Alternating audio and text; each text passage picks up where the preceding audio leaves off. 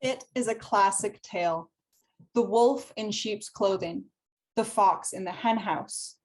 But we tend not to think of predators eating livestock as so much of a problem if the livestock is already dead. Many cattle ranchers even refer to coyotes as nature's cleanup crew. But what happens when nature's cleanup crew gets too much work? Anthropogenic subsidies like cattle carcasses can sustain predator populations beyond their natural numbers, and increased numbers of coyotes could lead to greater levels of predation on native prey, including species at risk, of which there are many in Canadian grasslands, like the black-tailed prairie dog that I have up on the slide. I have to warn you right now, this presentation is about to get a little bit crappy. Following along the bottom of our slide here, I can use DNA collected from the outside of each scat that I collect to identify individual coyotes in southwestern Saskatchewan.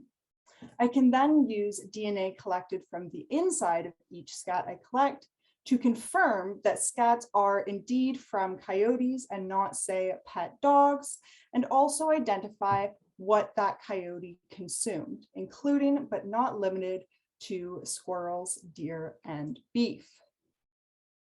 Finally, following along the top of our slide, I will observe coyotes on prairie dog colonies and at cattle carcasses and look for differences in the number of aggressive and affiliative encounters between coyotes between each of these locations. And this will provide me with information on differences in territoriality based on diet.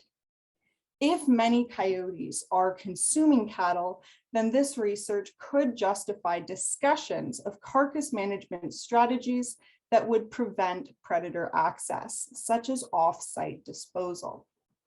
Otherwise, a surplus of coyotes could put pressure on populations of species at risk. It's time we move beyond the basic tale of canids and livestock and look more deeply into the cascading effects that these interactions can have on the many species at risk that so desperately need our help. Thank you.